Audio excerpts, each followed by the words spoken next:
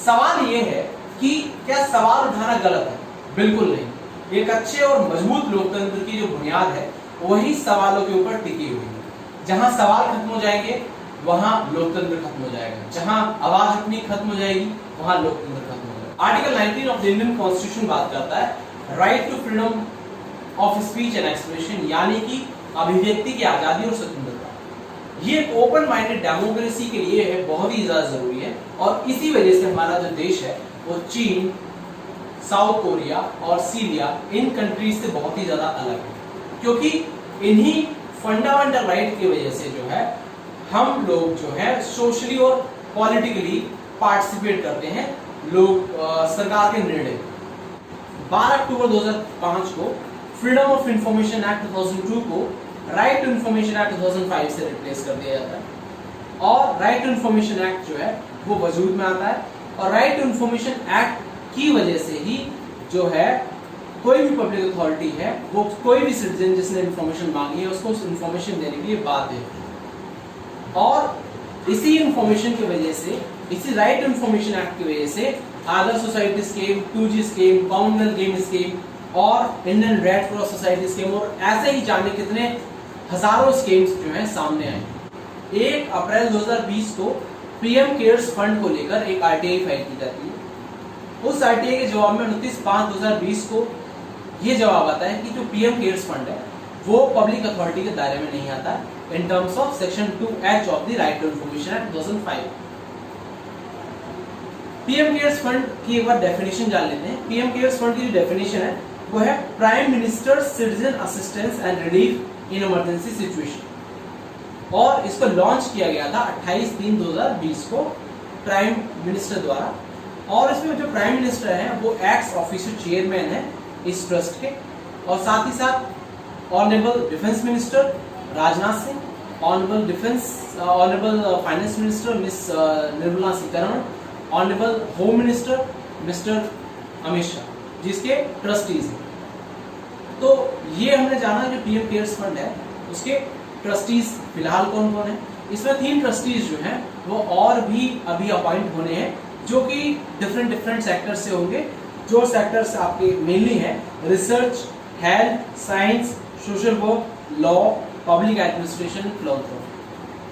जो PM cares fund है उसको बनाने का सबसे मेन रीजन जो बेसिकली बताया गया है वो ये बताया गया है कोविड-19 या इसके जैसी और भी किसी भी तरह की पब्लिक हेल्थ इमरजेंसी से निपटने के लिए, या किसी भी तरह की मैनमेड या नेचुरल अगर कोई आपदा आती है उससे बचने के लिए। और ये भी बताया गया कि मीन्स इस तरह की सिचुएशन को टैकल करने के लिए अगर हेल्थ केयर और फार्मास्यूटिकल या इससे जुड़े जो भी इंफ्रास्ट्रक्चर बनाने की जरूरत है उस समय ये जो फंड यूज में लिया जाएगा। अब एक बात ये आती है कि जो इसमें आप अमाउंट कितना जमा करा सकते हैं। पीएम केयर्स फंड के अंदर मिनिमम जो अमाउंट है वो 10 रुपए है। वहीं दूसरी ओर PM prime minister national relief fund को अगर देखें तो उसमें 100 रुपए तक जमा किया सकते थे। और ये जो टैक्स है प्राइम मिनिस्टर केयर्स फंड का, ये जो फंड है ये section 80G of the income tax act 1961 में टैक्स एक्सेम्प्टेड है। और साथ ही साथ अगर कोई कंपनीज जो है वो अगर अमाउंट देती है, हेल्प करती है, डोनेशन देती है, तो वो कॉर्पोरेट सोशल रिस्पॉन्सिबिलिटी एक्सपेंडिचर में काउंट हो जाता है। अगर आप बात करें कि प्राइम मिनिस्टर केयर फंड्स के अंदर अभी तक कितना डोनेशन आ चुका है, तो आंकड़ों के अनुसार 3rd वीक ऑफ मई तक 10,000 करोड़ रुपए जो है पीएम केयर्स फंड के अंदर आ चुके हैं। और फर्स्ट वीक जिस दिन प्राइम मिनिस्टर जी ने इसको अनाउंस किया था 28 मार्च 2020 को, उसके एक हफ्ते के अंदर ही अंदर 6,500 करोड़ रुपए इसके अंदर डोनेशन आ चुका था, जो कि कंपैरेटिवली अगर हम देखें तो prime minister national relief fund जो है उसके पिछले 2 साल में इकट्ठे किए गए डोनेशंस का ही अपने आप में 3 गुना है। और ऑफिशियली जो है प्राइम मिनिस्टर ऑफिस ने डिक्लेयर किया कि 3100 करोड़ रुपए जो है उसको किस तरह से खर्च किए जाएंगे। तो उसमें 2000 करोड़ रुपए जो है वो वेंटिलेटर्स के लिए, और 1000 करोड़ रुपए जो है माइग्रेंट वर्कर्स के लिए, और 100 करोड़ रुपए जो है वो वैक्सीन डेवलपमेंट के लिए बात की गई कि खर्च किए जाएंगे। अब सवाल ये आता है कि पीएम केयर्स फंड में करोड़ों रुपए का जब डोनेशन आया और इस पेंडेमिक के दौर में उस पैसों का यूज किया जा सकता है पॉजिटिवली, तो एक्चुअली में दिक्कत है क्या? तो इसको समझने के लिए जरूरी है PM prime minister national relief fund को समझना। Prime minister national relief fund जो है वो भारत के पहले प्रधानमंत्री जवाहरलाल नेहरू द्वारा स्टार्ट किया गया था, और इसके अंदर बेसिकली मेंबर्स होते थे, कमेटी मेंबर्स होते थे, जिसमें कि prime minister, president of Indian national Congress, deputy prime minister और फाइनेंस मिनिस्टर, ये मेनली जो है मेंबर्स थे। और अब सवाल जो है बीजेपी समर्थकों ने ये उठाया कि कांग्रेस को बेसिकली दिक्कत प्राइम मिनिस्टर केयर्स फंड बनने से इसलिए हो रही है क्योंकि अब उनका इंटरफेरेंस यहाँ पर नहीं रहेगा। पर इस बात को सरे से नकारा गया है। जो बीजेपी के स्पोक पर्सन है शहनवाज खान, उन्होंने क्लियरली मना किया है कि means prime minister cares fund को बनाने का ये रीजन नहीं है क्योंकि prime minister national relief fund के जो प्रेसिडेंट है उनका वहां पर इंटरफेरेंस होगा। अब दूसरा विवाद जो है बेसिकली ये है कि जो स्टेट गवर्नमेंट्स है उन्होंने इसका अपोज किया, और मेनली महाराष्ट्र गवर्नमेंट और अदर गवर्नमेंट्स का बेसिकली ये कहना है कि जो पैसा companies chief minister relief fund के अंदर डाल सकती थी, उन्होंने वो पैसा चीफ मिनिस्टर रिलीफ फंड के अंदर ना डालकर पीएम केयर्स फंड के अंदर डाल दिया। और ऐसा कंपनी से जनरली इसलिए किया है क्योंकि जो प्राइम मिनिस्टर केयर्स फंड में जो डोनेशन किया हुआ पैसा है वो कॉर्पोरेट सोशल रिस्पॉन्सिबिलिटी के एक्सपेंडिचर में कवर हो जाएगा, यानी कि 2% जो कंपनीज जो है अपने बेनिफिट का वो देती हैं सीएसआर फॉर्म में, वो बेसिकली वहां पर कवर हो जाएगा। और इसलिए जो स्टेट गवर्नमेंट्स को जो पैसा आना था वो नहीं आया। और साथ ही साथ आपकी नॉलेज के लिए मैं ये भी बता दूं, जो स्टेट डिजास्टर मैनेजमेंट अथॉरिटीज हैं स्टेट्स की, उसमें अगर ये पैसा जो है कंपनीज ने अगर दिया होता तो वो पैसा जो है कॉर्पोरेट सोशल रिस्पॉन्सिबिलिटी के एक्सपेंडिचर में बेसिकली कवर हो जाता। तो स्टेट गवर्नमेंट का जो कंसर्न है वो कुछ हद तक जेन्युइन भी है और कुछ हद तक जेन्युइन नहीं भी। अब जो तीसरा विवाद है पीएम केयर्स फंड को लेकर, वो ये है कि जो पीएम केयर्स फंड है उसके आरटीआई के जवाब में ये आया कि जो पीएम केयर्स फंड है वो पब्लिक अथॉरिटी नहीं है, यानी कि आप कोई भी इंफॉर्मेशन वहां से रिसीव नहीं कर सकते पीएम केयर्स फंड को लेकर। जैसे कि हमने पहले देखा कि 1/4/2020 को जो आरटीआई फाइल हुई थी, उस आरटीआई के अंदर बेसिकली मांगा क्या गया था, उस आरटीआई के अंदर मांगा गया था जो ट्रस्ट डीड है पीएम केयर्स फंड की उसको, और जो भी रिलेवेंट ऑर्डर्स हैं, नोटिफिकेशन है, सर्कुलर्स है, उसको मांगा गया। और ये इसलिए मांगा गया था ताकि जो पता लग सके कि जो पीएम केयर्स फंड है वो बना कैसे, वो काम कैसे करेगा, और उसका उसमें जो डोनेशन आएगा उसको खर्च कैसे किया जाएगा। अब सवाल ये आता है कि जो राइट टू इन्फॉर्मेशन एक्ट 2005 उसके अंदर जो इन्फॉर्मेशन इन्फॉर्मेंट द्वारा मांगी गई थी, उस इन्फॉर्मेशन को पीएम केयर्स ऑफिस जो है वो मना कर देता है, ये कहकर कि जो पीएम केयर्स फंड है वो सेक्शन 2H के अकॉर्डिंग जो राइट टू इन्फॉर्मेशन एक्ट है उसके तहत जो है पब्लिक अथॉरिटी के दायरे में नहीं आता। आइए समझते हैं जो PM cares fund public authority में क्यों नहीं आता है, और क्या ये जो सेक्शन 2H की जो डेफिनेशन है वो उससे एक्सक्लूड होता है, तो इसलिए समझना जरूरी है सेक्शन 2H। आइए समझते हैं सेक्शन 2H क्या कहता है। सेक्शन 2H बेसिकली कहता है कोई भी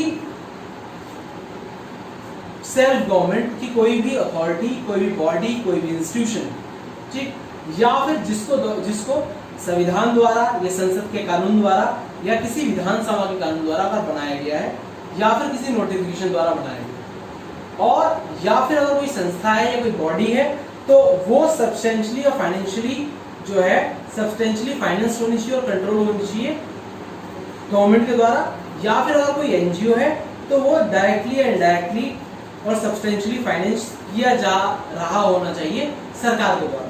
तो अब सवाल ये आता है कि जो डेफिनेशन है सेक्शन 2H की वो कहीं ना कहीं सब्सटेंशियल कंट्रोल की बात करती है। तो सब्सटेंशियल कंट्रोल के अगर हम देखा जाए तो बेसिकली जो पीएम केयर्स फंड है इसको पूरा कंट्रोल कौन कर रहा है, इसको बेसिकली जो पीएम प्राइम मिनिस्टर जो हैं और जो defence minister, finance minister, home minister, यही लोग तो कंट्रोल कर रहे हैं बेसिकली इसको।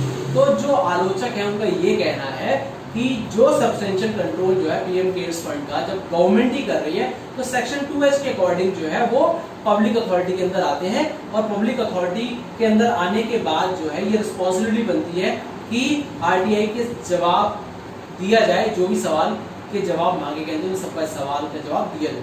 आपकी इन्फॉर्मेशन के लिए मैं बता दूं कि जो prime minister national relief fund है उसको लेकर भी कि वो पब्लिक अथॉरिटी के अंदर आता है नहीं आता, डिस्प्यूट्स है। ऑनरेबल दिल्ली हाई कोर्ट के अंदर भी एक जजमेंट जो है डिवीजन बेंच का आता है, जो कि स्प्लिट जजमेंट होता है, जिसके अंदर ऑनरेबल जस्टिस रविंद्र भट्ट जी और ऑनरेबल जस्टिस सुनील गौड़ जी जजमेंट देते हैं। ऑनरेबल जस्टिस रविंद्र भट्ट जी कहते हैं कि ये जो मामला है prime minister national relief fund, ये जो है पब्लिक अथॉरिटी के दायरे में आना चाहिए। वहीं दूसरी ओर ऑनरेबल जस्टिस सुनील गौड़ कहते हैं कि ये जो है पब्लिक अथॉरिटी के अंदर नहीं आना चाहिए। तो इसी बात को लेकर अभी मामला जो है ऑनरेबल दिल्ली हाई कोर्ट के चीफ जस्टिस के पास ये है कि वो prime minister national relief fund जो है पब्लिक अथॉरिटी के अंदर आना चाहिए या नहीं आना चाहिए। और इससे पहले भी सरकार पे रिसेंटली जो है बीजेपी गवर्नमेंट के ऊपर एक सवाल साधा गया कि जो सेक्शन 13 और सेक्शन 16 है राइट टू इन्फॉर्मेशन एक्ट का, जिसके अंदर जो है चीफ इंफॉर्मेशन कमिश्नर और स्टेट इंफॉर्मेशन कमिश्नर के सैलरी, टेन्योर और अलाउंस को लेकर अमेंडमेंट्स की बात चली थी। उसको लेकर भी जो आरटीआई एक्टिविस्ट हैं उन्होंने बेसिकली अपनी आवाज उठाई और कहा कि जो अमेंडमेंट है इसके द्वारा जो सरकार है इस आरटीआई एक्ट की जो पावर है उस पावर को गवर्नमेंट जो है उसको टूथलेस टाइगर बनाना चाहती है। चौथा विवाद ये है कि जो एक गुड गवर्नेंस है उसके लिए इम्पार्शियलिटी और अकाउंटेबिलिटी यानी कि पारदर्शिता और जवाबदेहिता बहुत ही ज्यादा इंपॉर्टेंट है। सरकार चाहे कोई भी हो उसको जरूर घेरा जाता है। अगर बीजेपी सत्ता में नहीं है तो बीजेपी दूसरी पार्टी को घेरती है और दूसरी पार्टी अगर सत्ता में है तो बीजेपी उसे घेरती है। तो ये बेसिकली लेन देन चलता ही रहता है और चलना भी चाहिए, क्योंकि एक मजबूत लोकतंत्र के लिए सवाल उठाना बहुत ही ज्यादा जरूरी है और गवर्नमेंट को इम्पार्शियल होना और अकाउंटेबल होना बहुत ज्यादा जरूरी है। तो सवाल ये है कि लोग बेसिकली जानना चाहते हैं कि ये जो पैसा बेसिकली डोनेट किया गया है इसको कहाँ खर्च किया गया है, कैसे खर्च किया गया है और जो आगे के प्रपोज प्लान्स हैं वो बेसिकली क्या है। तो ये कॉमन सवाल जो है वो लोगों के माइंड में आना जरूरी है, चाहे किसी व्यक्ति ने 10 रुपए खर्च किए हो, चाहे 100 रुपए खर्च किए हो, चाहे वो 1000 करोड़ रुपए खर्च किए हो। तो सवाल ये नहीं है, सवाल ये है कि मीन्स गवर्नमेंट को अकाउंटेबल और इम्पार्शियल होने में पीएम केयर्स फंड के रिगार्डिंग अगर दिक्कत आ रही है तो कहाँ आ रही है, ये लोग सवाल उठा रहे हैं। अब जो आखिरी और जो पांचवा विवाद है वो ये है कि जो पीएम केयर्स फंड की जो ऑडिटिंग है वो कंट्रोलर ऑडिटर जनरल द्वारा क्यों नहीं कराई जा रही है, या कंट्रोलर ऑडिटर जनरल जो है पीएम केयर्स फंड की ऑडिटिंग क्यों नहीं कर रहे। हाल ही में जो पीएम केयर्स फंड है उसके लिए सो कॉल्ड इंडिपेंडेंट ऑडिटर को अपॉइंट किया गया है और ये सो कॉल्ड इंडिपेंडेंट ऑडिटर भी जो है वो बहुत ज्यादा विवादों से घिरे हुए हैं। इसके लिए ये कहा जा रहा है कि जो सो कॉल्ड इंडिपेंडेंट जो ऑडिटर हैं उनका बेसिकली बीजेपी से बहुत पुराना जो है नेक्सस है। उसके बारे में अगर आप डिटेल में पढ़ना चाहते हैं तो मैंने डिस्क्रिप्शन में इसका लिंक दिया हुआ है, आप उसको डिटेल से पूरी A to Z पढ़ सकते हैं। अब आपकी इंफॉर्मेशन के लिए एक और चीज मैं बता दूं, जो prime minister national relief fund है उसको भी बेसिकली CAG जो है ऑडिट नहीं करती है, उसकी भी जो ऑडिटिंग है वो इंडिपेंडेंट ऑडिटर के द्वारा ही की जाती है। दोस्तों आखिर में बस यही कहूंगा कि एक गुड गवर्नेंस के लिए अकाउंटेबिलिटी और ट्रांसपेरेंसी यानी कि जवाबदेहिता और पारदर्शिता बहुत ही ज्यादा जरूरी है। और इस पैंडेमिक के कठिन दौर में जब देश एक बहुत ही ज्यादा बुरे दौर से गुजर रहा था, उस समय माननीय प्रधानमंत्री मोदी जी के एक ही आह्वान पर पूरा देश निर्विरोध एकजुट होकर सामने मदद के लिए आया। और इस समय उनमें से कुछ लोग बेसिकली ये जानना चाहते हैं, जिनके मन में संदेह पैदा हो रहा है कि बेसिकली ये पैसा जो है इतने 1000 करोड़ रुपए का जो पैसा आया उसको खर्च बेसिकली किस तरह किया जा रहा है। तो उस तरह के संदेह को मिटाने के लिए भी एक ट्रांसपेरेंसी का होना बहुत ज्यादा जरूरी है। जय हिंद, जय भारत। और प्लीज अपने वैल्यूएबल कमेंट्स देकर जरूर बताइए कि आपका इस पूरे पीएम केयर्स फंड को लेकर क्या सोचना है, क्या मानना है। Thank you.